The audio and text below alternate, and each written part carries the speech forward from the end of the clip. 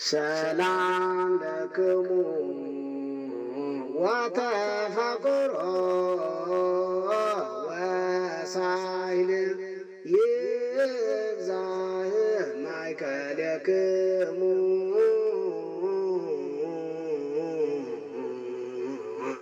أهوين بكل أستفاتنكم كما أصحاب لكم بنتي وتكلنا اسمتك أصحاب لكم تسوكا وأستبقعكم كما تتكلنا يوان لأنت توبت لك بسان هيمانوت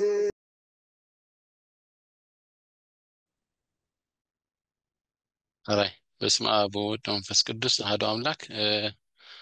عوضنا كلهم لذي مدب تدالو ذلهم شم إግዚአብሔር كبر مسكنا نعم مسكنا نعومك تصقو خبز حالكم كل شيء صلوتنا أقداسي تمرتين أيلو ما أنتي تمرتنا بزعبا كلاود كومبيوتينج كابتي كدم حجي زغطلي لهون زلو زي كلاود كومبيوتينج مجمرتا غزي دو حبزلو مسلني بزخونه حافشاوي ويكا مبعثاوي understanding كدونا أب نفس وقف أبيت كريستيان كا كنت كمدو منالو كن سمعوا هدنا كم زي كبير وي complicated دي مثلا مو حافشاوي حبريتان تلعدنا أفلتو ويكا awareness تلعدنا جن مسيطة منالو كساب كندي حقازي كم زخونه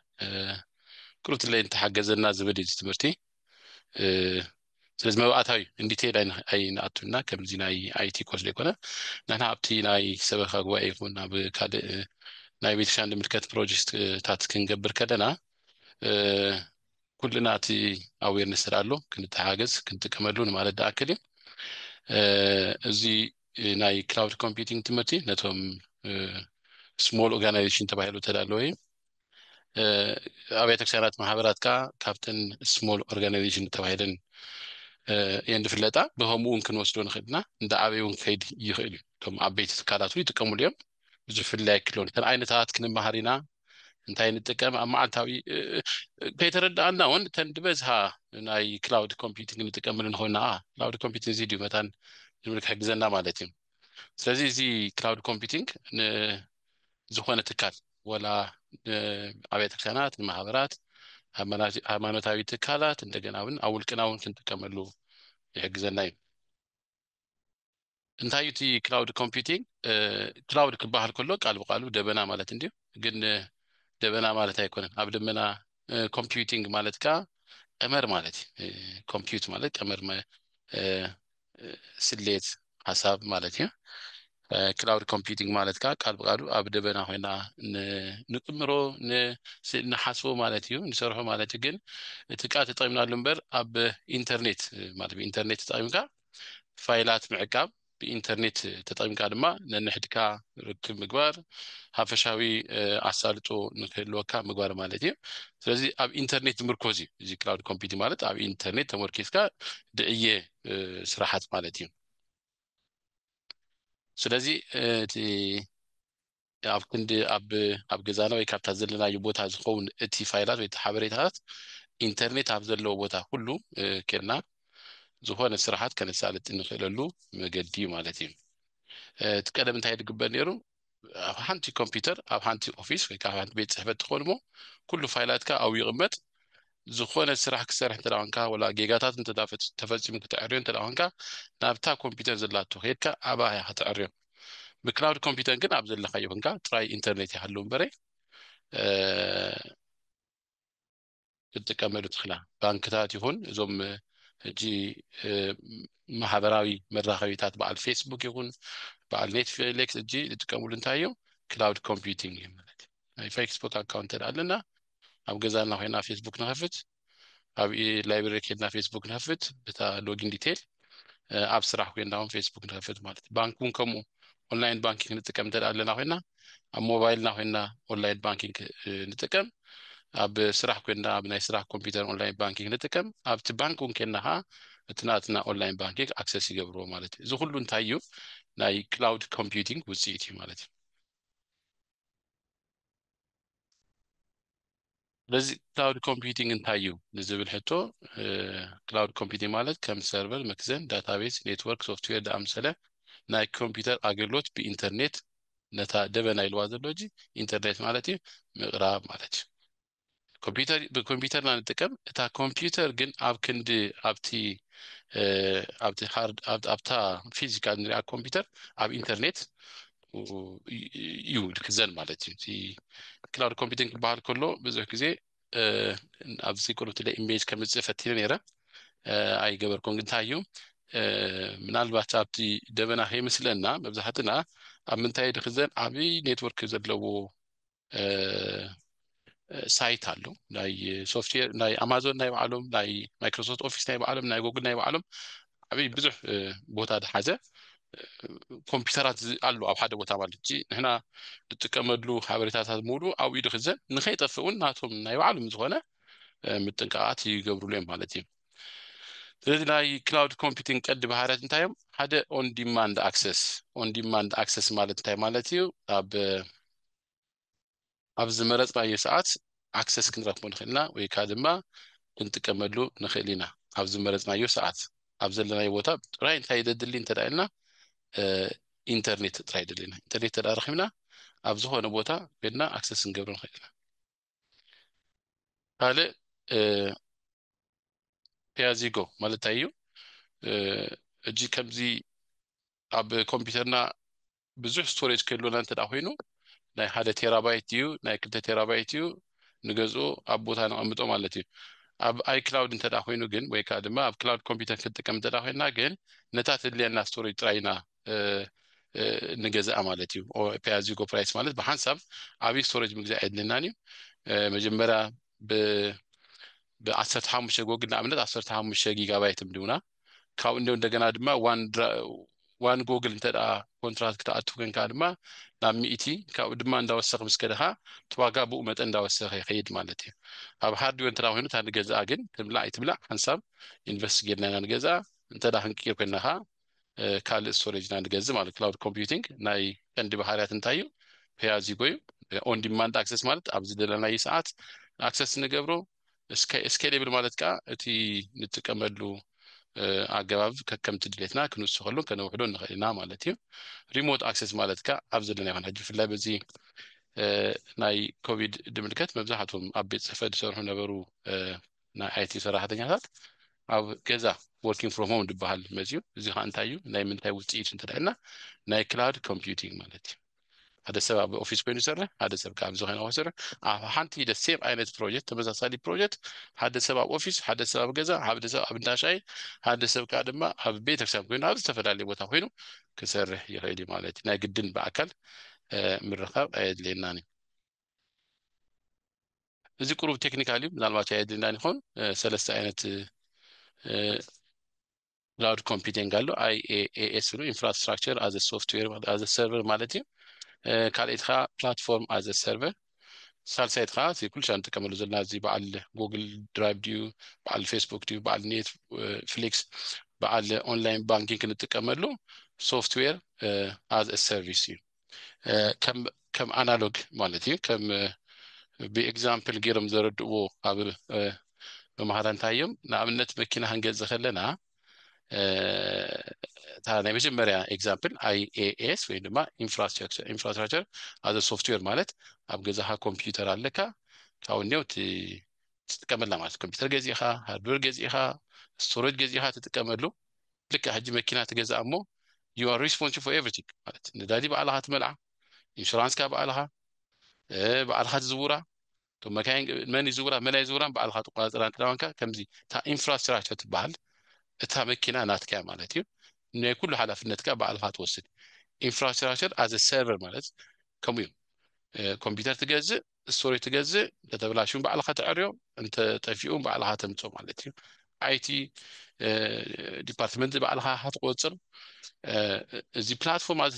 ኣዘ ሰርቨር ከዓ ዝበሃል እንታይ እዩ እታ መኪና ትካርያ እንታይ እዩ ቁርብትለይ ካብቲ ናይ ኢንፍራስትራክቸር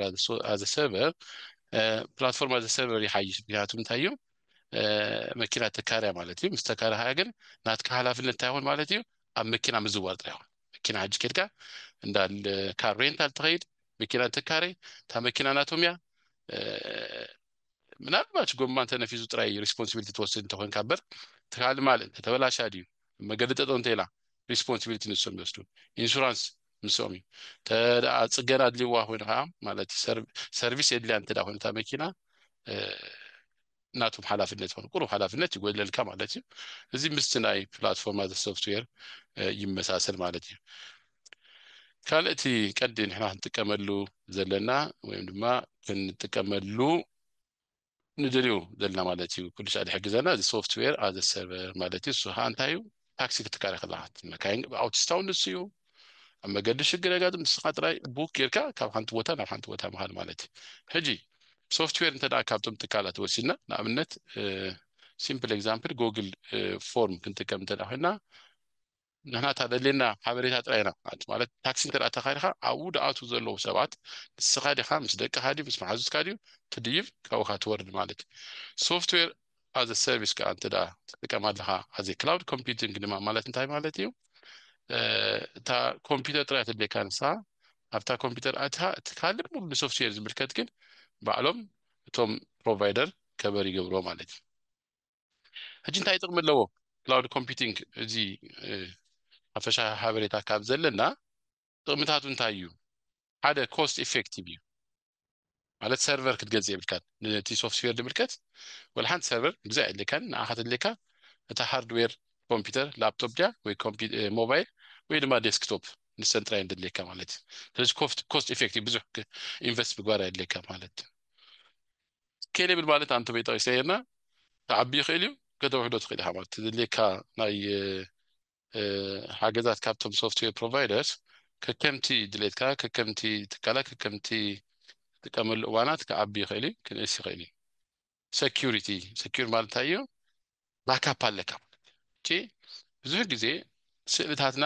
ይሁን ፋይላታትና ኣብ ሞባይል ተላገናዩ ሞባይልና ተላጠፊያ ወይ ድማ እንተ ተበላሻ ኣብኡ ዘሎ ሙሉ ስዕሊ ይሁን ፋይላት ይሁን ኮንታክት ነምበር ይሁን ይጠፋና ማለት ክላውድ ኮምፒውቲንግ ንጥቀም ተዳውና ግን ባክአፕ አለና ታ ኢሜል አድሬሳን እቱ ፓስወርዳን እቱ ኤቭሪቲንግ ከምት ዝነበሩካ ይምለ ስለ ሴኩር ማለት ሪሞት ወርክ ማለት ታዩ ኣብቲ ኣና ኣብዚ ኮይነ እንደ ሓራይ ኤግዛምፕል ክንሪኤና بحدا هنا أب زلوا أب سويدن زلوا أب بلجيم زلوا أب إيطاليا زلوا أب إنترنت أب زلوا وتاد زلوا أب حنتي فور ويكاب حنتي دوكيمنت كنسر نغيرنا مالتي كهذا تنجزو تي داونلود نجبر سوفت وير كا أبتي هارد كوبي إنستول زمان أنتلي كوينو كلاود كومبيوتينج تكمل تلاقينا أبديت كون كلهم بعلو أوتوماتيك أبديت يقبل مالتي كم بعد سنة سوفت وير أوتينا متواعد لين أو كله أبديت يقبل زي تقمتها تورينا لنا كاو دخمت كا أبتنا يقدم مالت traditional IT مالت cloud computing تبحال كيدا أتاتا وكله نتكملو زنبرنا لمداوية تقاقما مالتيو كمبيوتر نجزا مستنايتنا تانا يبعلا storage capacity مستنايتنا يبعلا عندنا ون واي فاي عندنا additional لنا نتولى بعلي بالعلي مالتيو سوفتويرات بالعلي نتعنا زخلو نتكلم مالتي نسو تدناتو دخمت انتايو هذا كبري مالتايو كتجزو أخذلها سيرفر كتجزيها كمبيوترون كتجزيها تا كمبيوترون نت سوفت ويرات كتسأل عم زلوا كمبيوتر كتكون علوا سلازي كبرون عندنا دما تايم كونسيومينج جزيون دوسج يو هلا كم ده أنتوا يزبلنا يو تسجنا زملكت انت لا فايلات في إننا فايل معقب تملكت دعم سلو نقرات مولهم كا في اللاي سيرفر انت لا نقبل كوينا أبناء ولكي أب حدا سبب تسبب الشجر كيل وخليهم يمكن زي أب حنتي بيتك وسام ويك أب حنتي محاضر ويكان حنتي تكال نسأل أنت أو الناقل نزي مينتين كتجبر مالتي كبير مالتي قلت تبلاشا كتعري سوفت وير عندنا دما قالوا هنا تكا أي تي ده سهل كاسب تسوي إخا كتعري نص البعلو نايب عالو هنا وزعتها هلو سلازي كوري مالتي كم تان تويد بنا هاتا كمبيوتر أنا عيل لنا لابتوب تاع ديسكتوب أنت تبلاشا وين تتسرع أو زلوا دوكيمنت بمولها مساعد تفهم كنرفعين كلنا مسارات كم زي مازر بورد تتبلاش كم زي توريد كم تا كمبيوتر بفلاي كابتن موقع انت داهوين مالت بخلت مجدي وين تتبلاشا وين ما انت تسرع وين تتفيع مالتي او زسرحنا يو فايلات مولو جي ببيتك كان كمصخنا او ምናልባት ናቶም አባላትና ስም ዝርዝር ክህሉ ይኽእል እዩ ወይ ከዓ ድማ መደባት ፕሮጀክት ዳሃንስናይ ፕሮጀክት ክህልወና ይኽእል እዩ ወይ ድማ ዶኔሽን ዳኣከብናዮ ሊስት ክህልወና ይኽእል እዩ እዚ ኩሉ እታ ኮምፒውተር ድራ ተበላሻ ክላውድ ኮምፒውተር እንተዳ ይጥቀም ኮይና ትራዲሽናል አይቲ ሜተድ ንጥቀም እንተዳ ኮይና እንታይ ይኸውን ምስኣሃ ይጠፍእ ማለት ስለዚ እቲ ናይ ቀደም ኣጠቃቅማ ከምኡ ፀገማት ኣለዎ ክጠፍእ ተኽእሎ ኣሎ ማለት ክንስእኖ ተኽእሎ ኣሎ ማለት ካልእ it's hard to work from home or other locations so after computer ዘለው ቦታ ጥራይና ክሰርሕ ንኽእል አንተ ወይ ተጠቂስሎ ናይ ነዚ ስለ ዝረአዩ እዮም እቶም ናይ አይቲ ኢንቨንተርስ ክላውድ ኮምፒውቲንግ ሲስተም ድመረፁ ማለት ምክንያቱም ዝኾነ ነገር ከጣዕሪ ተራንጋ ታ ኮምፒውተር ወሒስካ ትከይድ ኣለካ ታ ዝኸድካዮ ቦታ እንዳኸድካ ትከይድ ክትጓዝ ኩላ ሓስካ ትከይድ ኣለካ ወይ ከዓ ዩኤስቢ ስቲክ ዝበሃላሉ ሜሞሪ ስቲክ ብኡ ጌርካ ትወስድ ሞ አፍካል ኮምፒውተር ካ ሄድካ መጀስ ፊዚካል ዝኾነ ዶክመንት ከድለካ እዩ ስለዚ ከቢድ ማለት ከም ድላይካስ ፍሌክሲቢሊቲ የብሉን ክላውድ ኮምፒውቲንግ ግን ይሕግዘካ መጀመርያ ናይ ግድን ኣይኮነ ብኽቡር ክጅምሮ ዘለካ ብውሕድበት ዘለካ ዓቕሚ ክጥቀም ይከኣል ማለት እዩ ከምቲ አንተ ዝበልናዮ መብዛሕትኦም ሶፍትዌር ፕሮቫይደርስ ፍሪ ዝኾነ ኣክሰስ ንመጀመርታ ይህቦም ናይ ጉግል ንኣብነት አንተ ቤት ጠቂስና ያለና 15 ጊጋባይት ድዩ ከምኡ ይህቦም ዳሓራይ ድማ ኣብ ወርሒ ቅርሺ 99 ምስ ከፈልካ ናብ 100 ጊጋባይት ይቕፅል ከምኡ እዞም ኣፕል እውን ከምኡ መጀመርያ ናይ ነፃ 50 ጊጋባይት ገለለካ ካብኡ ክትስቕሉ እንተዳደሊኻ ከዓ ክሳብ 200 ተራባይት ክትረክብ እንተዳደሊኻ 8.99 መስለኒ እርግፀኛ ይኹን ከምኡ ተኸፊልካስ ብዙሕ ስቶሬጅ ትረክብ ኣለኻ ማለት እዩ ታት ሚስ ኣብ ድላይካ ቦታ ኮይንካ ክትሰርሕ ትኽእል ኢኻ ማለት ከከምቲ ኣድላይነቱ እቲ ዘድልየካ ስቶሬጅ ይኹን እቲ ዘድልየካ ሰርቪስ ክውስኽ ይከኣል እዩ ማለት እዩ ስለዚ ተን ኣፕሊኬሽናት እተን መሳርሒታት ኣብ ዝኾነ ቦታ ከምቲ ዝበልናዮ ኣብ ገዛ ድዩ ኣብ ቤተክርስትያን ድዩ ኣብ ስራሕ ድዩ ኣብ መገሻ ድዩ ኣብ ኣኼባታት ድዩ ኣብ ኩሉ ቦታ ኣክሰስ ክንገብረን ንኽእል ኢና እዚ ነዚ ደኽእለና ዓይነት ኣሰራርሓ እንታይ ይበሃል ክላውድ ኮምፒውቲንግ ይበሃል ክላውድ ኮምፒውቲንግ ኢሎም ይፅውዖ ማለት እዩ ስለዚ ንሕና ንምንታይ እዩ ዘገድሰና ከም ኣብያተ ክርስቲያናት ወይ ከም ንኣሽቱ ማህበራት ስለምንታይ እዩ ኣይ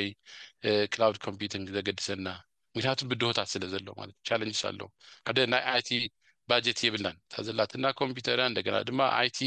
ስኪል ዘለዎ ሰብ ክንቆፅር ኣቕሚ የብላን ሶፍትዌራቱ በብእዋኑ ክንገዝእ የድልየና ናይ ድልና ዘይተፈልጠ ሶፍትዌር ክትገዝእውን ከቢድ እዩ ስለዚ ባጀትና ውሱን ስለዝኾነ ፈቲና ዲና ከይፈተና ኣብ ክላውድ ኮምፒውቲንግ ከይተረዳእና እውን ኣቲናዩ ኣለና ስለዚ ክንቅፅሎ ጥራይ እዩ ዘለና ማለት እዩ ስለዚ ህፅረት ውሽጣዊ ቴክኒካዊ ክእለት ዘለዎ ሰብ ስለ ዘለዎ ሶፍትዌር ድዩ ዴቨሎፕ ትገብር ሰብ ድዩ ነቲ ሶፍትዌር ሜይንቴን ትገብር ሲዩ ስለዘይ የለ ማለት ኢንስቶል ትገብር እንተ ኣፕዴት ትገብር ሰብ የድልየና ስለዝኾነ ነዚ ንምውጋድ እንታይ ክንጥቀም ንኽእል ክላውድ ኮምፒውቲንግ ክንጥቀም ንኽእል ኢና ኣፃፃፍነቱን ኣብ ቦትኡ ኣሎ ማለት እዩ ስለዚ ነዚ ቅድሚኡ ተዘርዚሩ ዘሎ ብድሆታት ንምውዳህ ማለት እዩ መፍትሒ ንምርካብ ክላውድ ኮምፒውቲንግ እንተዳ ተጠቂምና ነዚ ኩሉ ሽግር የውግደልና እዩ ማለት እዩ ሓደ ብውሕድ ዓቕሚ ብዝተሓተ ወፃኢታት ክጅመር ይከኣል እዩ ክቡር ዝኾነ ሰርቨር ክቡር ዝኾነ ፕሮቫይደር ኣየድልናን ገሊኦም ነቶም ብፍላይ ነቶም ግብረሰናት ከምዚ ኣብያተ ክርስቲያናት ዝኣምሰሉ ንደቂ ሰባት መንፈሳዊ ይኹን ሳይኮሎጂካሊ ኢሞሽናል ኣግልግሎት ንዝህቡ ትካላት ቁርትለይ ከም ሓገዝ ብዝተሓተ ዋጋ ወይ ከዓ ድማ ብናፃ ድህቡ ኣለው ንዖም ነዚ ክንጥቀመሉ ኸባን ንኽእል ኢና ማለት እንተዳ ብግቡእ ኣብቲ ዘዘላልናዮ ቦታ እቲ ናይቲ ዓዲ ሕጊ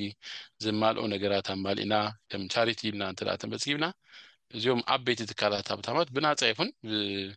ናይ ክኢላታት ሓገዝ ይኹን ስቶሬጅ ዝያዳ ናይ ምሃብ ሳምታይምስ ኦቨር ይቡ እሞ ጥቀመሉ ንኽእልና ማለት እዩ ብፍላይ ማይክሮሶፍት ኦፊስ ኤንድ ጉግል እዚኦም دحاشو كنجمرلهم بناصا النخيل بلاتفورم سيم كاو ريليابل ተአማንነት አለው ማለት ታየው ከምታ አንተ ይዝበልናየው ታ ኮምፒውተር እንተዳ ተበላሻትና ወይ እንተ ተፊያትና ወይ ካርሲ ኢና እንተዳ ሄድና ወይ ግዚ ስታክ እንተገራ ክላውድ ኮምፒውተር ናይ ካል ሰብ ኮምፒውተር ድራፕ ክና ናትና ሎጊን ዲቴል እቱ አይኤቲና ስራህና ህንቅጽና ሄና ማለት ስለዚህ ዳታ ማለት ሙሉ ፋይላት ሴቭ ካብ ሓዊ ምንዳድ ይሆን ካብ ውሕጅ ሙሳድ ይሆን ካብ ስርቂ ካብ ኩሉ እንተወሰድዋ ነታ ሃርድዌር ጥራይም ደስሎ አንበር ነቲ ዳታ ሳይወስዱን ከምታ አንተ ቪዲዮና ኤግዛምፕል ዳምና ስልካት እንተዳውዚና ካብ በቁልዑትና ጀሚና ሴቭ ዝገበርና ይስእል ኣብ ኮምፒውተር እንተዳ አሉ ኮይኑ ታ ኮምፒውተር እንተዳ ተሰሪዓ እንተዳ ሓውን ዲዳ እንተዳ ድማ ውሕጅ ወሲድዎ ገዛና እቲ ዳታ ግን ኣብ ምንታይ ይጸንሕ ማለት ኣብ ክላውድ ዳትስ ዋይ ታ ክላውድ ባጠው ዘሎሲ እዚ ከምዚ ዳምሰሎ ነገራት ኣብ ደይ ረኽቦ ቦታ ስቶር ኮይኑ ስለዘሎ ኣብ ዝኾነ ቦታ ብካል ኮምፒውተርን ኢንተርኔትን ጌና አክሰስ ክንገብሮ ንኽእልና ማለት ስለዚህ አበዩ ስቶር ድኸውን ኣብ ኦፍ ሳይት ማለት somewhere in America Los Angeles ወይ somewhere in UK in London ዞም አቤቲ ታሽም ዘሎም አው ዩ ታሽ ቲ ናቶም ሳይት እዚ ናይ ስቶር ድገብሮ ሳይት ሚረሪንግ ድባሃላለው ምናልባት እሱን ገለ እንተጋጢምዎ ና በሚረር ገረም ካን እንደገና ሴቭ ዝገብሩ ናቶም ናይ በዓለም ዝኾነ ሜካኒዝም አለው ኮምፕሊኬትድ ሆነ ስለዚህ ሪላያብል ማለት ተአማመኒ ማለት ባክአፕ ገብሮ ተመልስና ረሆሲ ዘተአማመኒ ካምናይታ ትራዲሽናል አይቲ እዚ ክላውድ ኮምፒውቲንግ ሞር ተአማንነት አለው ማለት ነው ተአጻጻፍነት ካ ከምዳንቱ ይዘናዮ ብዘይካ ቦታ ቶም ሰባቱን ብዙ ሰብ ኣብ ሓደ ግዜ ኣብ ሓንቲ ፕሮጀክት ኣብ ሓንቲ ሶፍትዌር ኣብ ሓንቲ ዶክመንት ክሰርሑ ይኽእሉም ሃራይ ክሪኤና ከም ኤግዛምፕል ወሲድና ግዜ እንተዳሎ ንኣብነና ሎማንቲ አቴንዳንስ ገለሲድና ኣብ ዝኾነ ፎርም ክሪኤት ገብሬ ቤት ኮይኑ ዶክተር ሙልጌታ ከሕግዘኒ ክልቴና ኣብ ሓደ ቦታ ከና ክንሰርሕና ምናልባት እቲ ቅድመ ሕጂ ተጠቂምናሉ ንቕፅለሉ ደይ ተጠቂምናሉ ካ ከመይ ገና ንጥቀመሉ ካ ፕራክቲካል ኤግዛምፕል ክንገብር ኢና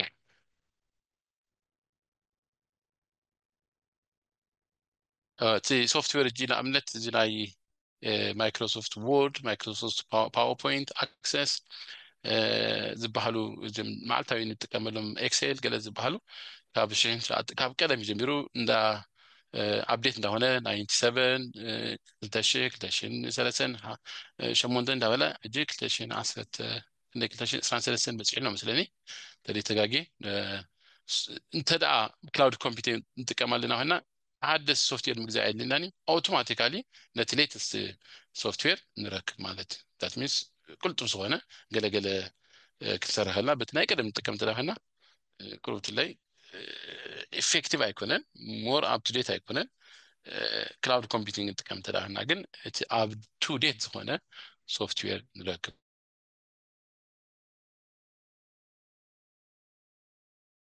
ማለት እጅ አብነት እዚኣ ዙም እንጥቀመሉ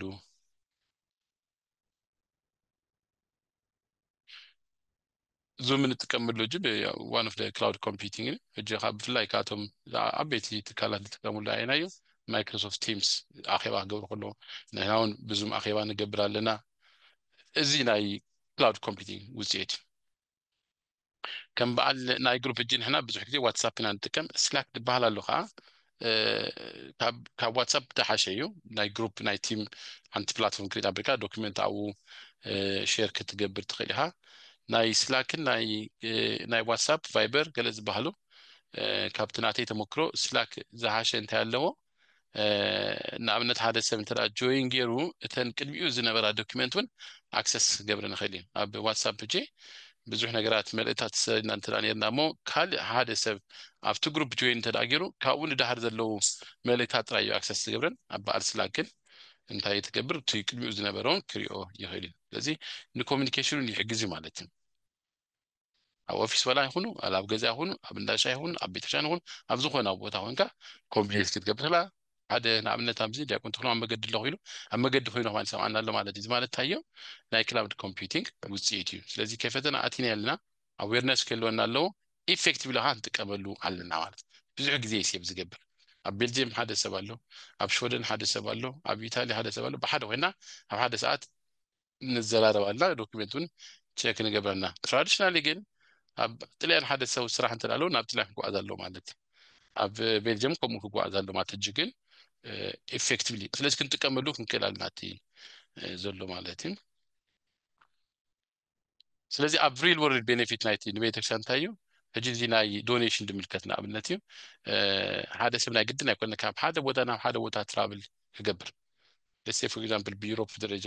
ብዓብይ ተታሒዙ ዘሎ ንኣብነት ሓደ ዓብይ ናይ ኤርትራዊ ገዳም ክብር ተባሂሉ እንተዳ ተባሂሉ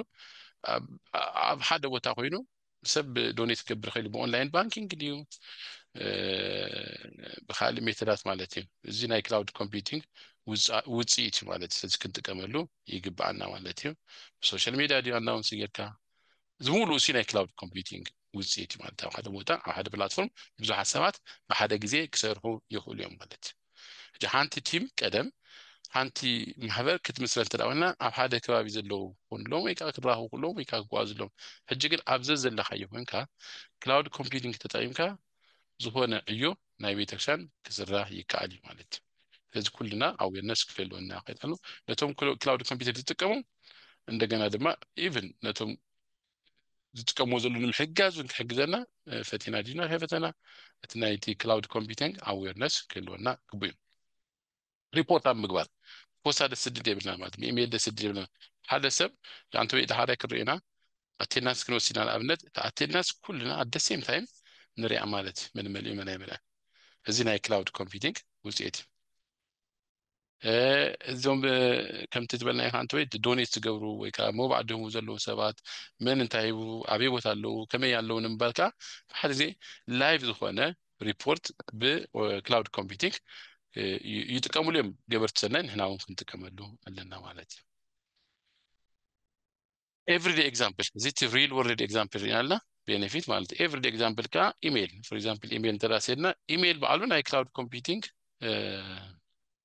ፊቸር እዩ ማለት እዩ ክላውድ ኮምፒውቲንግ ንሕና ጂሜል ንጥቀም ኣለና ኣውትሉክ ንጥቀም ኣለና ያሁ ንጥቀም ኣለና እዚ ኩሉ ንጥቀመሉ ዘለና ክላውድ ኮምፒውቲንግ ማለት እዩ እቲ ኢሜል ተሰዲዱ ዘሎ ኣብታ ሞባይልና ደይኮነ ዘሎ ኣብ ክላውድ ስቶሬጅ ኮይኑ ዘሎ ታው ኣብ ዝኾነት ዲቫይስ እንተዳ ሎጊን ጌርና እቲ ኩሉ ኢሜል ይመፀና ካበይ ፀኒሑ እንተዳ ኢልና ኣብ ክላውድ ኮምፒውቲንግ ማለት ኣብ ኢንተርኔት ፀኒሕሎ ማለት ስለዚ ኦልሬዲ ንጥቀመሉና ዴይሊ ኤቭሪዴይ ማለት እዩ this is what cloud computing mean ማለት እዩ ሓድሽ ነገር ኣይኮነን ኦልሬዲ ንጥቀመሉና ንኮሚኒኬሽን ማይክሮሶፍት ቲምስ ንሚቲንግ ኢሜል ድማ ሓበሬታ ንምስዳድ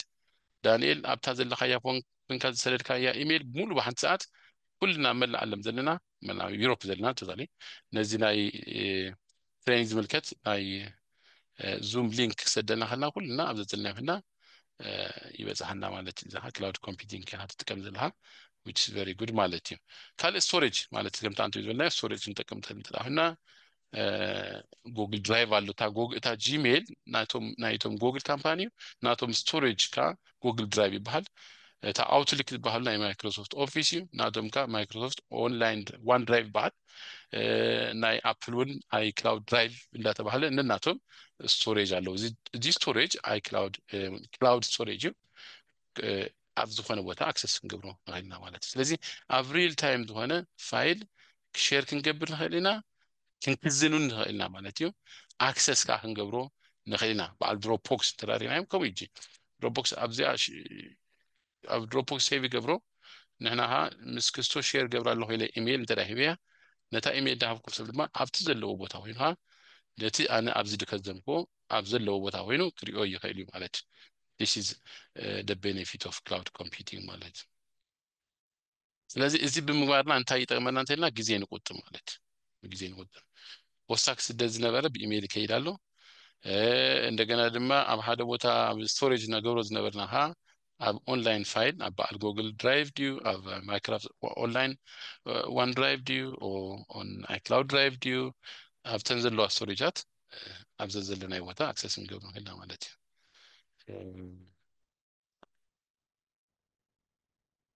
እንደገና ሞር አጃይል ማለት ከምዚ ፍሌክሲብል ማለት እዩ እንተዳ ብዙሕ ስቶሬጅ ደልና ብዙሕ ስቶሬጅ ንገዝእ ውሕድ እንተድናኻ ውሕድ ንገዝእ ማለት እዩ ስለዚ ካብቲ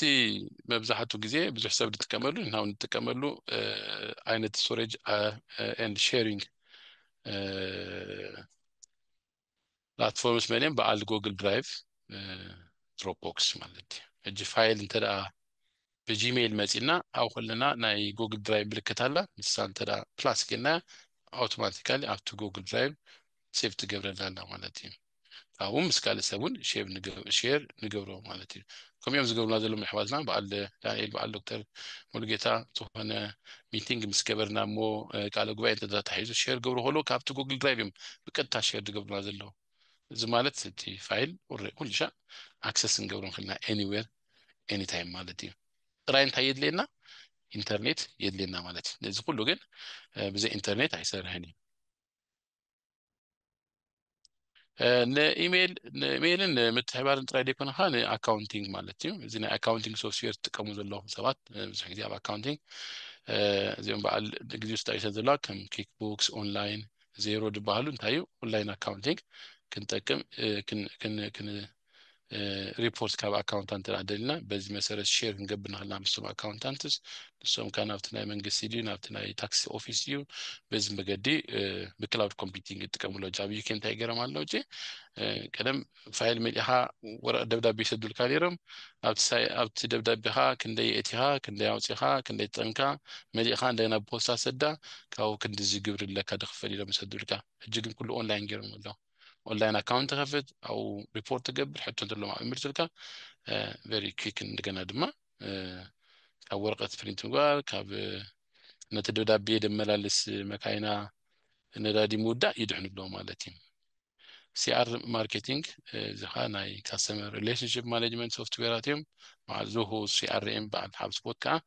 ይጥቀሙ ማለት እዩ ማርኬቲንግ ይጥቀሙ ሰባት ማለት ስለዚህ ኣብ ኩሉ አውዲ ክላውድ ኮምፒውቲንግ አሉ ገሊኡ ከይተረዳና ተቀመሉና ገሊኡ ሓብ ሕጂ ደይፈልጥና ብዙሕ ክሎና ተስህል ክንጥቀመሉ ንኽልና ከምዚ ዓይነት ሰርቪስ ድዑ ብዙሓት እዮም ግን ንኣና ከም ማሕበር ከም ቤተክርስትያን አትሊስት እዚ ናይ ጉግል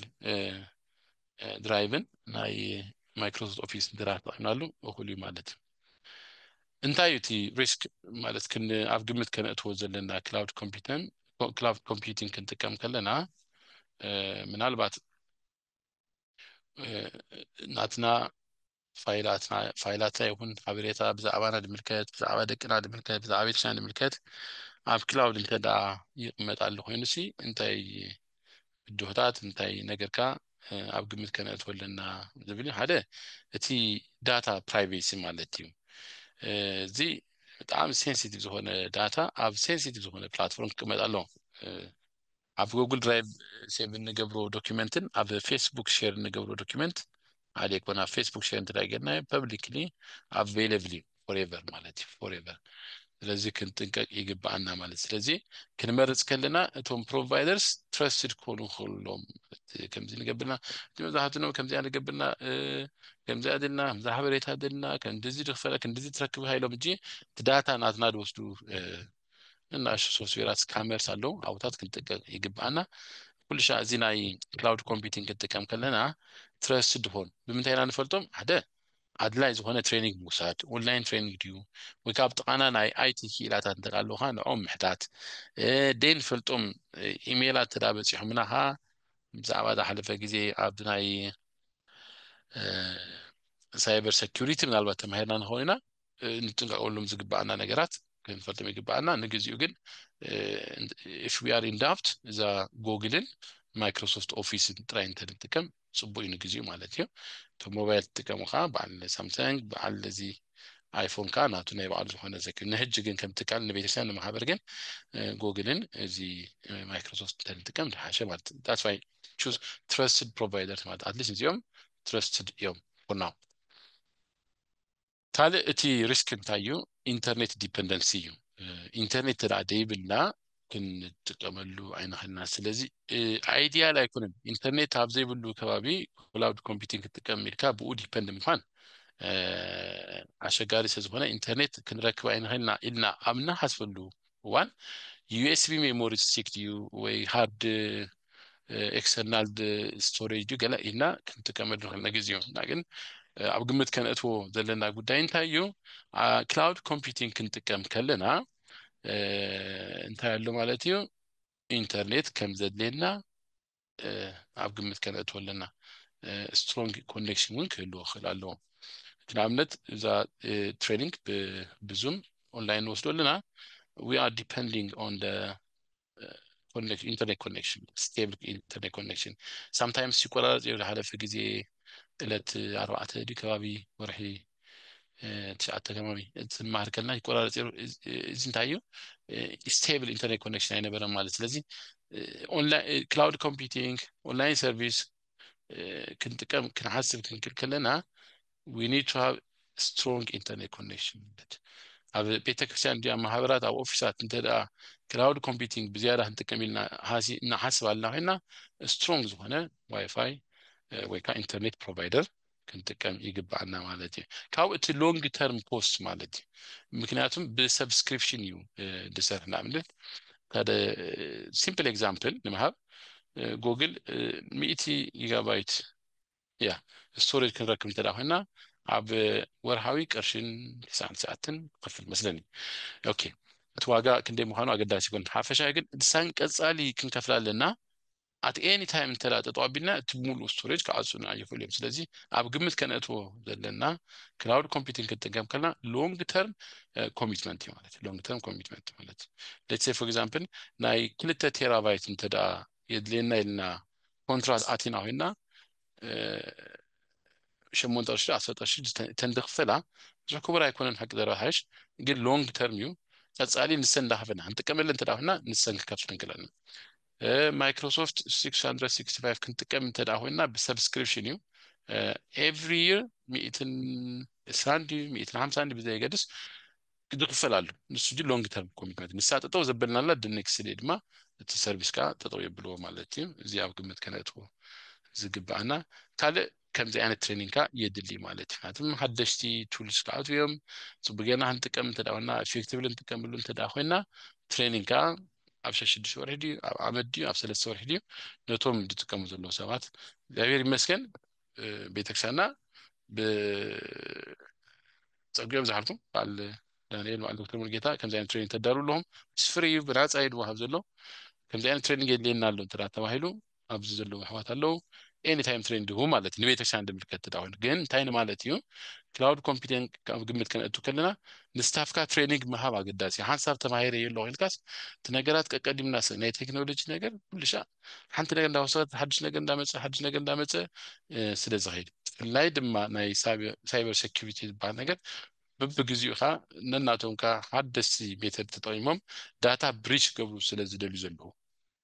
نحن هاكم بيتكسر مثلا كان يدك يتوم عبالاتنا اسم زرزر بس أدراشهم تليفون نمبرهم بس أنا سلزلو كنت أقول بقالو نجارات كا إتها نكمة الله حاجة بب وان legislation regulation حقتها سلة توسع إتي IT ترايدي كنا إتي حقتها تمثلات سلزلينا training كا أفقمت كناتو كنكلنا هاي نفلتها كمبيوتر يولا يتفاعل كا تقطلو ديكونس تفلتات كا ኦንላይን ነው አለው ብዙ በናጻ አድባብ ትሬኒንጋት እዚያው ግምት ከነቱ እንከላልና ማለት ስለዚህ ናይ ሴኩሪቲ ጉዳይ አድሬስ ንህንገብሮ ንግዚው ማለት እዩ መብዛሕትኦም ጊዜ ፍላይ ዞም ኢንተርኔት ፕሮቫይድ ገብሩ ትካላት በአለም አንቲቫይረስ ፕሮቫይድ ገብሩ ማለት ነቲ ናይ በአለም ፕሮዳክትስ ክሽየጠሎም ስለዝደልዩ ብዙ ካስተመራቱን ክረክቦ ስለዝደልዩ ንሶም ናይ በአለም فيشر على كم يقرن كم دكنا حلو مالتي ناتا باسورد كنت قاليهم كان ملتي فاكتور اوثنتيفيكيشن دبال ام اف انت راسم يهونكم تا باسورد مسألة خيخا عندنا بين كود اتولو قاليهم كادما نسخة مهانكا دي مهانكان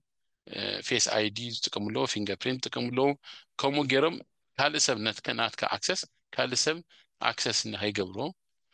كاب هذا نلعلي باسورد ويكا كاب هذا نلعلي نسخة مهانكا مفلت عينت security number ديو تفلع نجر متكام تصبوي عفكن ايميل ادريس كا ايميل ادريس ناجي كل سفرتي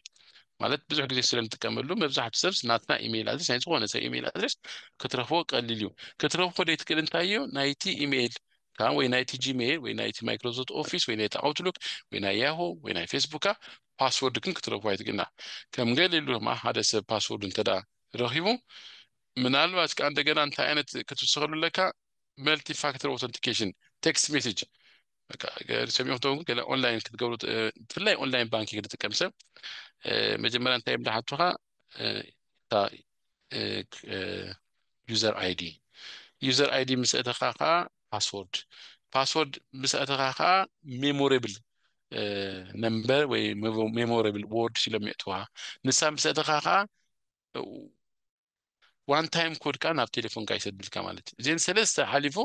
نتناتك اكسس كركب زخيل يله ስለዚህ መብዛሕትና እዚ መልቲ ፋክተር ኦተንቲኬሽን ዲቫንት እንጥቀምሉ ጽቦዩ ነትናትና ፍላይ ናይ ቤተክርስቲያን ሓበሬታ እንጥቀም ተዳውና ከምዚ አይነት ምጥቀምካ ነቲ ናይ ሴኩሪቲ ዘሎ ኮንሰርን የወግደና ማለት ካለ ስትሮንግ ዝኾነ ፓስወርድ ምጥቀም ማለት ዴት ኦፍ በርዝና ወይ ሽምና ወይ ሽም አቦና ሽም ወድና ሽም ደቅና ገለ እዚ ኢዚ ፓስወርድ ዝኾነ ካብ ኩሉ ሕው ዘሎ ካፒታል ሌተር ነምበር ስፔሻል ካራክተር ዘለዎ ስትሮንግ ዝኾነ ፓስወርድ ክንጥቀመልና ሓደ ጂ ስትሮንግ ፓስወርድ አይኮነን በቀል ግመት ኸሊ 000 ኮሙን ሓደ 234 ኮሙ ሽምናን አመተልደትና እንተዳግርና ኢዚ ክግመት ዝኽእል ፓስወርድ ዝኾነ እዞም ነዚ ጥራይ ዝከታተሉ አካላቱ ስለዘለው ፓስወርድ ክንጥቀም ከለና ስትሮንግ ዝኾነ ፓስወርድ ክንጥቀመልና ሓደ ፓስወርድ ስትሮንግ ከውን ተዳውሂኑሃ ካብ ኩሉ ሕውሳት ከውን ኣለዎ ካብ ካፒታል ሌተር ስሞል ሌተር ነምበር ስፔሻል ካራክተር ክግመት ደይክእል ነገራት ክንገብር ንኽእልና ንሱሃ ሰብ ኣብ ዘይረኸቡታሃ ከነቕምጦ ይግባአና ኣብ እንተፂሕፍናዮ ማለት እንተኺልና ኣብ ሓንጎልና ነቐምጦ ኣብ ሓንጎልና ዘሎ ማንም ሰብ ክረኽቦ ስለ ደይክእል ማለት the safest storage ሓንጎልና ግን ብዙሕ ሓሳብ ስለ ዘለና ፓስወርድ ምዝካር ከቢድ ስለሆነ ከምዚ ፓስወርድ ማናጀር ክንጥቀም ጽቡቅ ማለት እዩ ካው ትሬን ዩር ስታፍ ይምላሎ ማለት እቶም ኣብ ቤተክርስቲያን ዝሰርሑ ቮለንቲርስ ናይ ሰብዓ ጉባኤ አባላት ይሁን ናይ ቤት ትምህርት ሰንበት አባላት ይሁኑ ዞም ናይ ክፍለ ሒሳብ ዝኾኑ ዝኾነ ኣብ ቮለንቲር ደገልግሉ ዘለው ኩልሻ ድማ ትሬኒንግ ስልጠና መሃብ ጽቡቅ እዩ ስልጠና መሃብ ጽቡቅ እዩ ብፍላይ ብዛዕባ ናይ ሳይበር ሴኩሪቲ ምናልባት አንተ ማዕልትን መሃራን ሆነና እዞም በዓል ፊሽንግ ኢሜይልስ ድባሃሉ ማለት እንታይ መታለልቲ ሰባት ሰድዎ ኢሜይል አለውን እሽተይ ሊንክ ሰድሞ ኣብቲ ኮምፒውተር ዘሎ ሓበሬታ ሙሉ ይወስዱ ስለዚህ እዚ ንኸየጋጥም ነቶም ኣብቲ ናይ ቤተክርስቲያንና ዌብሳይት ዲዩ ናይ ቤተክርስቲያንና ኢሜይል አክሰስ ዘለዎም አባላት ሰበካ ጉባኤ ይሁኑ ዝኾነ አባል ናይ ቤተክርስቲያን ናይ ኢሜይልና ናይቲ ኢሜይል አካውንትን ፓስወርድ ንፈልጡ ሰባት ትሬኒንግ ዋህቡ ይግባእ ኩልሻ ማለት ካል ባክአፕ እንኳን ማለት እዩ ልኪ ኣብ አንተ ቤልና ያለና ኣብ ክላውድ ኮምፒውቲንግ ንጥቀም ተዳውና ኩልሻ ዳታና ወይ ተሓበሬታ ስኑዲዩ ባክአፕ እዩ የሆነ መልካ እንደገና ተመሳሳይ ለሃ ተወሳኺ ምናልባት ፓስወርድ ናይ ምርሳዕ ፀገም ከጋጥም ኸልዩ ንግዚኡ ከይንሽገር ካል አይነት ባክአፕ ሜካኒዝም ምጥቃሙን ጽቡቅ እዩ ፕራክቲካል ኤግዛምፕል ብዙሕ ግዜ ክላውድ ኮምፒውቲንግ ክትጥቀም ተዳውና ከም ዝበልና እቲ ናይ ኮሚኒኬሽን ከም ዘለዎ ኮይኑ ማለት በዓል ኢሜይል በዓል ዙም በዓል ማይክሮሶፍት ቲምስ እዚ በዓል ድሮፕቦክስ እዚኦም ከም ዘለዎ ኮይኖም ቀጥታ ዴይ ቱ ዴይ ንጥቀመሎም እንታይ እዩ ናይ ቤተክርስቲያን ሜምበርሺፕ ወይ ከዓ ድማ ናይ ቤተክርስቲያን ዶኔሽን ማኔጅ ክንገብር ክላውድ ክንጥቀም ብጣዕሚ ኣገዳሲ እዩ ማለት እዩ ኤግዛምፕል ስቴፕ 1 እስከ ፕራክቲካል ኤግዛምፕል ኦኬ ማይክሮሶፍት ኦፊስ እንተዳኸፊትና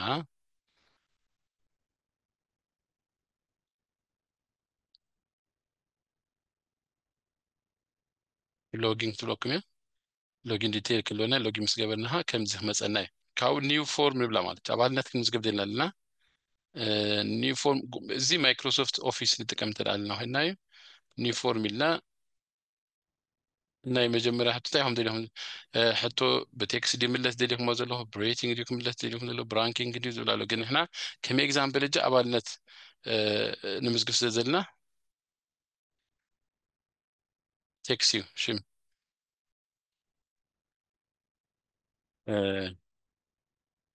تجبرين إلهم يعطي الناس ولينا عملت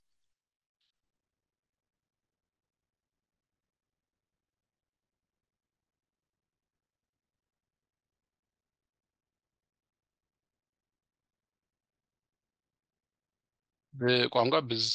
بزر قوانقا نصيح معنا نيم يكفل نيم كنا هنا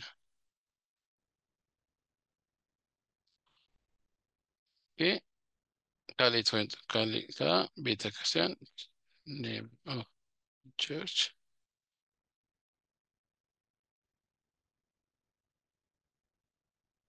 سالسيتها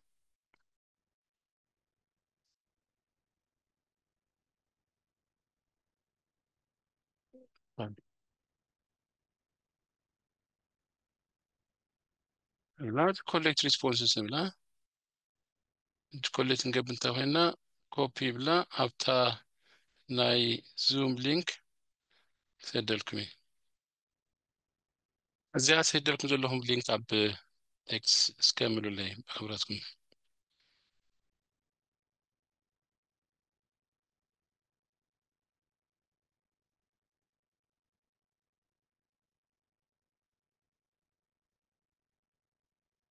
لا ملاهم collaborate كبريمس دكتور مولجيتا share link collaborate كيت اللينك share تملي انت تعبتهم سلسته إيه تطرح هذا لا سلسته حتى ولا قدامي ثلاث بلا دكتور قداميتي السم كاليتي هاجر سالسيت خنتها name of church اوكي سبون هاري صحيح sorry thank you ابديت قولا شو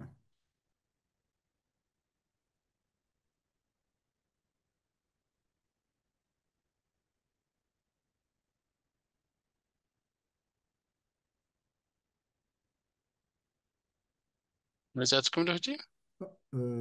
ابديت كنقبل الناس لاني እንደገና هو ሪፍሬሽ مسألة ግብረውን እሱ مسألة مسألة بالا መጻት እዚ ናይ ክላውድ ኮምፒውቲንግ እቲ ፕራክቲካል ንሪኦ ኣለና ማለት እዩ ኣብዚኣ ምስ ኣረዋስ ዊዝን ሰከንድ ኣብኡ ከዓ ትመፅእ ኣላ ማለት እዩ 7 መልዮም ኣሎ ኣብቲ ናተይ ዲኣ ክትሪኦ ዘላ ኣብቲ ናትካ ዶክተር انا ابناتي ايه ابتنات كايد رجل خطوي حجكم ሃረ ይረአየና እንትላሉ ኩልና ኣብዚ ኤግዛምፕል ክንሰርሕ ኢና ምክንያቱም ፕራክቲካል ኤግዛምፕል እንደገበርና ፅቡቅ እንዲሁ ኩልኩም ትጥቀሙሉ ትኾኑ ኢኹም ሃረ እጂ ሃብ ሜምበርሽፕ ክንምዝግብ ኢና ማለት እዩ وقتين على الهجي هسأل انه ኣብታ ናተይ ዘለታ ስላይድ እታ ሴናሪዮ ኒው ሜምበርሽፕ ክንምዝግብ ኢና ጉግል ፎርም ተጠቂምና ኦኬ هاي 13 ሰብ መሊእና ኣለና ክሳብ እጂ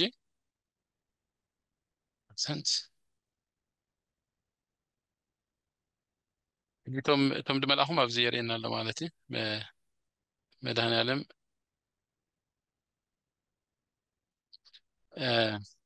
ጉቲንግ ኣብዝኻ እንታይ ኣሎ ኣብ ከሎ ክትሪኦ እንተዳ ሼር ክንገብር ደሊና ኣብ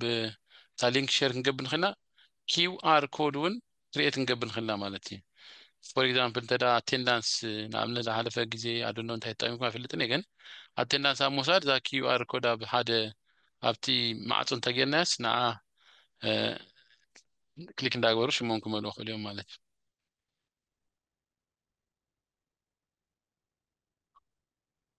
እዩ ዊንታ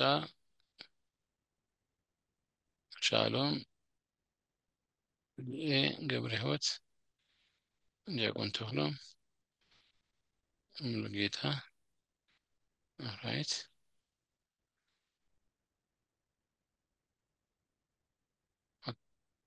ፋይን እዚ ኤግዛምፕል ንምሃቢ ግዜና እንጥቀመሉ መተን ሕጂ እንተደኣ ኩልና ወይ ሞባይል ኣለና ኮይኑ ወይ ኮምፒውተር እንጥቀም ኣለና ኮይና ኣብ ጎግል ንእተው እስኪ ጎግል ኣቢላ እንግሊሽ ካ ብጀካ ዶክተር ሙሉጌታ ማለት ኣብዚ ናይ ሰርች ጎግል ፎርም ኢልና ሞነቶ ሜምበርሽፕ እንተደኣ ክመለእ ደሊና ማለት እዩ ንገብሮ ንኽእልና ንጥቀመሉ ኮይና ግን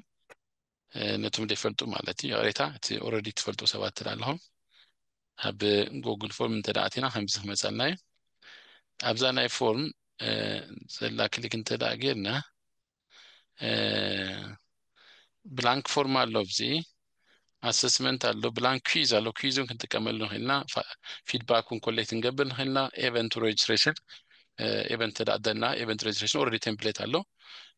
አሎ ማለት እጂ ብላንክ ገብራያ ሞ ሙሉ ስምሽ full name ካለይቲ contact information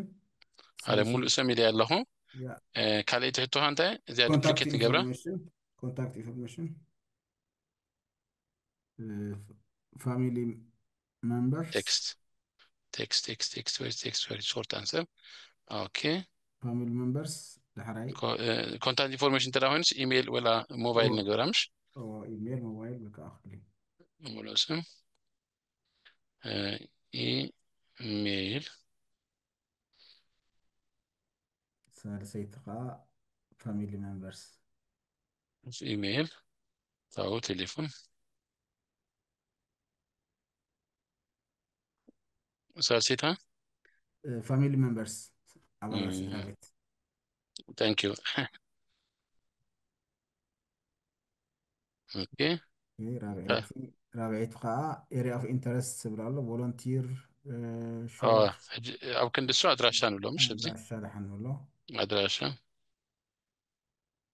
اوكي بمنتهينا زيادة خنركب ندلي preferred جاو دما او ادراشا جينا ابات نفس من البات يدلينا مش ابالكم ابات نفس ابا نفس ابات نفس بامحرኛ مسلم ابا نفس ابا نفس اوكي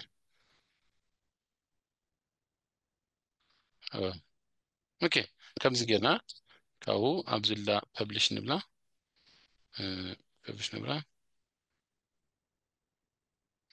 زلينك زلاتو بمولم كملو هذا كوبي نجبره شو ابتناتنا مسج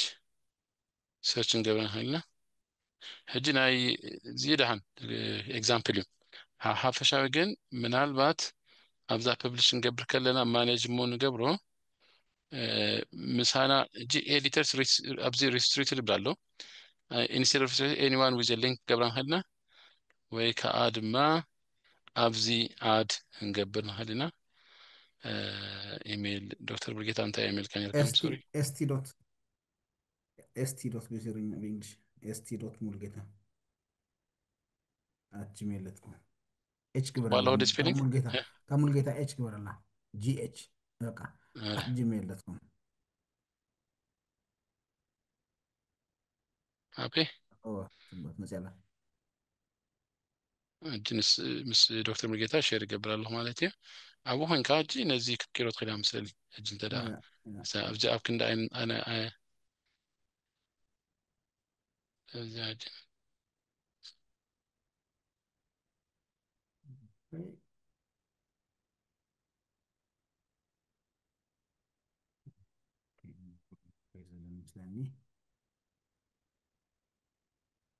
ስለዚህ ታይንም ራይት ክላውድ ኮምፒውቲንግ አብ ቤተክርስቲያንና አደን አባልነት ፎርም ከም ጆን ዳንኤል ናብትናይ ናይ መስለዲ ሬሳ ዲዩ ናይ ጥምቀት ፎርም ዲዩ ናይ መርዓ ፎርም ዲዩ ዘድሊ ነገራት እንጥቀም እንተዳለና ዳትስ ክላውድ ኮምፒውቲንግ ደን እንጥቀም እንተዳለና እንጥቀም ነው እና ኤኒ ታይም ሞባይልና ዲሁን አብ ጅል ዝመለሰ ሰይብለን ክሳብ እጂ ናብታ አቴንዳንስ ከይ ኩሎ 18 ሰባት መልስኩም አለሁም አብዛ ህጂ ያ 18 ሰባት መልስኩም አለ average time full name 15 ሰባት መልስኩም አለ ኦኬ which very good thank you very much እዚህ ህጂ ምስ ዶክተር ሙጌታ ሼር ከብሬ ናይሉማ አንተ አቴንዳንስ በዚህ ጋጣሚ ኮሌክት ይገናልና ማለት ነው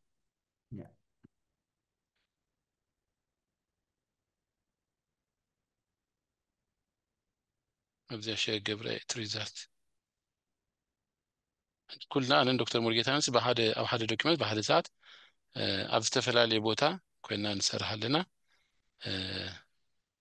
that's the beauty of cloud computing مالتي okay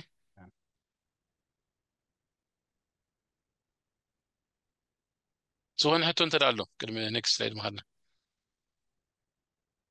زياتري لهم ابزا اي تبزلاجي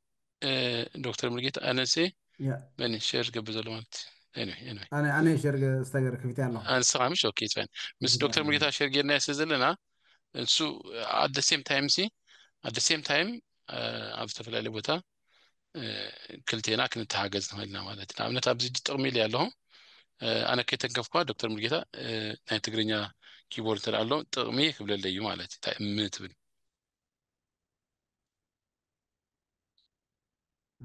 ቁጥር ፔጅ ግን ያላ 23rd ስላይድ ቆይ ተቆሚ ያ አብተጣት ምታት ያ በቀጥታ ምታት ይሉ ጽፏል ማለት ባህለው ግን ግሪም ይብለኒ على هذا جيسي زوم ملايتسي ናይ ቅዱስ ሚካኤል በዓል ትማል ነይሩ ናይ ጥቅምቲ ሎም አንቱና አቡነ አረጋዊ ያሉ እጂ ከመገረም ዘም ጻድቃንሲ በሐሳብ አብ ኩሉ ቦታ ይፈሩ ይብል ዶንዶሶም ሲ ነህና ሆን አብዙ ቦታውና ሳክሰስ ንገሩልን ሐቀዶ አለ ዶክተር ቡልጌታን ሲ ነዚያ ሲ አብዘዝ ዘለና ይሆንና ካል ሰብ ከማን አብ አውስትራሊያ ያለው at the same time ሲ ነዚያ አክሰስ ገብራ ያህዲ ማለት ነው ዝኾነ እቲ ክላውድ ኮምፒውቲንግ ጥቅሙ ጊዜ ይቆጥበልና ማለት ትራዲሽናል ወይ እንተደሆው ነሩ እዚያ ሰሪህ ያለው ምሮት ነው ያስ ከፕሊስ ራያ ኢለ ይሰዶ በኢሜል ዲ ገለዲ በፖስታ ያስደድ እና አዲስ ኢሜል ተቀማልና ማንበር በኢሜል ተዳሃይዱ ንሱ ኻሪኡ ዳውንሎድ ገሩ ካብቲ ኢሜል ጽሒፉ እንደገና ድማ አፕሎድ ገሩ ይሰደልኝ we don't need that now the same time አባደ ቦታ ስለዚህ ክንጥቀመሉ ይግባን ማለት ይገለ እንታሽሙ ክንሰድ እንተዳሆይና ኦኬ ሙህቶ እንተዳለው ለምቅጻና ቁርብ ጊዜ አላትና ማይቲክ በስካብ ሕጂ ጽቡቅ ይዘሎ በጣም ጽቡቅ ዳቆን አዚዮ መጀመሪያ ዝመጸት ፍሎው እቲ ዝሃብካና ሓበሬታ ማጻጻ ማዕባብላት ጥቅሚ እቲ ተኩሩሉ ዘለና ረብሓን ቤተክርስቲያናትና ንማሕበራትና ንውልቅ ሰባት አገዳስ ስለዝነበረ እቲ ፍሎው ጽቡቅ ነይሩ ብናተ ወገን ካልኦት ሰባት ዝብሉ ከዓ ረሓን ሓደ ሃልተ ከሰምዕ ተለኮይኒ ግን ክሊር ነይሩ ብጣዕሚ ክሊር ነይሩ ቃል ህይወት يسمعنا አምላክ ጽቡቅ ይሐልኩ አሜን አሜን ህጅታፍ ጉግል ፎርም ዝመልአ አንተ ወይ ታ አቴንዳንስ ወይ ማይክሮሶፍት ኦፊስ እጂ አልቲፍናሲ መልስ አውቶማቲክ ረፍናልና ማለት እዩ እንተዳሪና ይሆና አው ሆንኩም ትመልወለሁም አዲስና ይቁልናሃ ከ10 8 7 7 8 እንዳባናን ሄኔና እቲ ጥቅምታቱ ንስዩ ማለት እዩ ስለዚህ ወረቀት ታይልና እንዲ ወረቀትና ባኩም ዘላይልን አው ሁሉ ኦንላይን በዲጂታላዊ ይምዝገባሉ ማለት ሰላም ለክሙ ወተፈቅሮ ወሳይል ይብዛህ ማይከለክሙ